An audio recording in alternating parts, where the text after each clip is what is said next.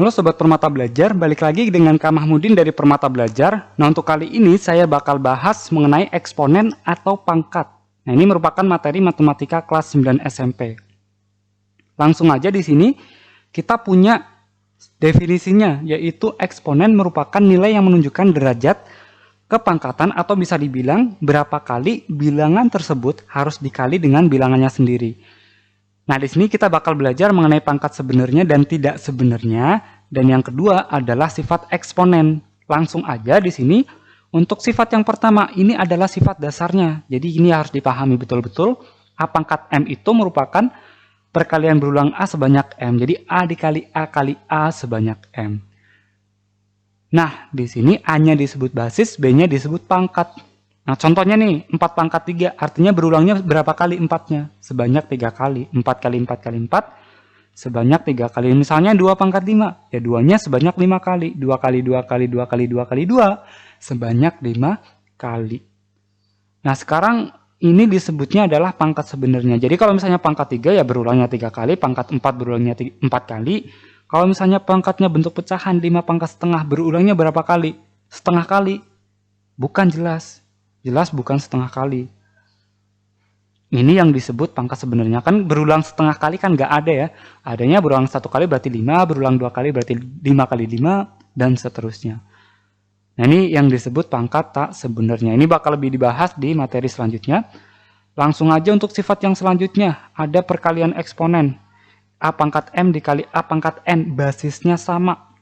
Nah, artinya kita fokus saja ke sifat yang pertama. A pangkat M itu artinya A-nya ada sebanyak M.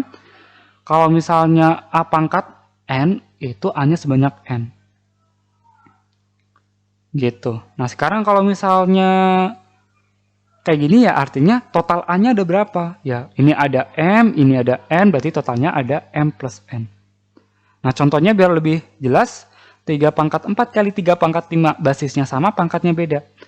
Nah, 3 pangkat 4, sesuai dengan sifat yang pertama, berarti 3-nya sebanyak 4 kali. Yang kedua, 3-nya sebanyak 5 kali. Nah, sekarang berarti totalnya 3-nya sebanyak 4 tambah 5 atau 9 kali. Kalau digabungin semuanya gitu ya. Lanjut ke sifat yang ketiga. Di sini ada pembagian A pangkat M bagi A pangkat N itu sama dengan A pangkat M dikali A pangkat min N. Nah, di sini yang menarik, A pangkat N jadi A pangkat min N.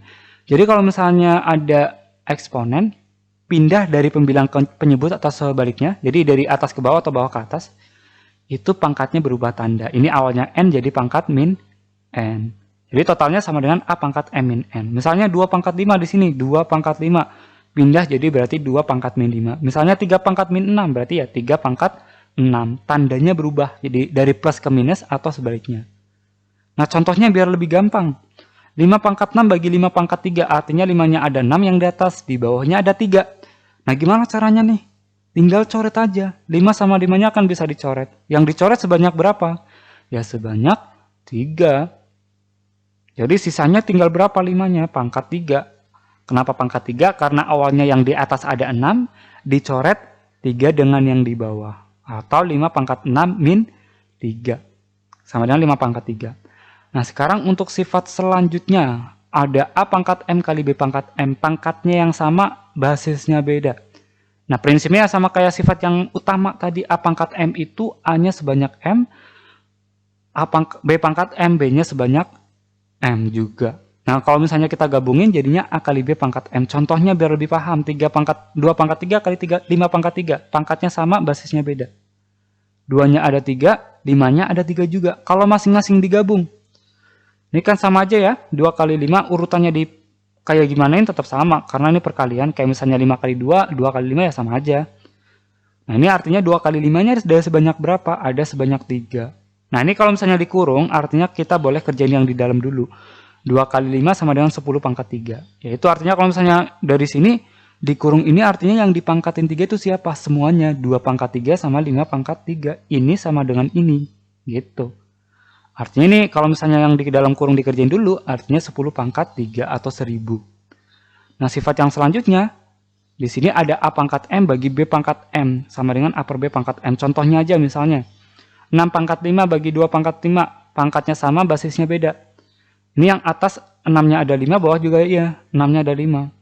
Nah, ini bisa jadi 6 bagi 2, 6 bagi 2, 6 bagi 2. Itu dipisah-pisah. Artinya 6 bagi 2-nya ada berapa? Ada 5. Nah, ini bisa dikerjain dulu yang di dalam.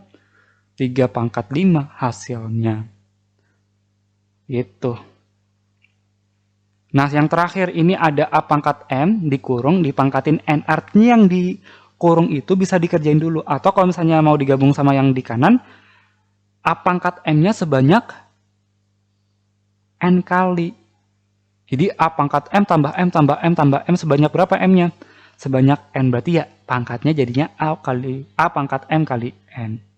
Gitu. Nah, ini yang perlu diingat, ini beda. Ini tidak sama dengan A pangkat M dipangkatin N, ini tidak sama dengan. Jadi yang dipangkatin N itu siapa? M-nya, bukan A-nya.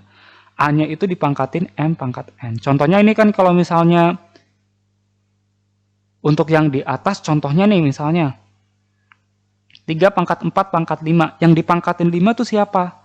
Yang dipangkatin 5 adalah yang di dalam kurung. Gitu. Jadi 3 pangkat 4-nya dipangkatin 5.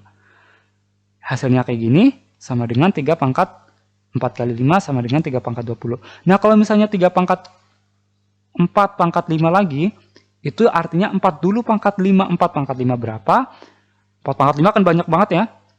4 pangkat 2 aja udah 16. Pangkat 3, 64, dan seterusnya. Berarti ratusan misalnya atau ribuan gitu ya. 3 pangkat titik-titik ribuan ini kan jauh beda sama yang 3 pangkat 20. Jadi ini tidak sama dengan. Oke, lanjut. Akan lanjut ke video pembahasan soal. Nah, untuk kali ini sampai di sini dulu. Selamat belajar, pelajari juga video matematika lainnya dari Permata Belajar. Sampai jumpa, salam Permata Belajar.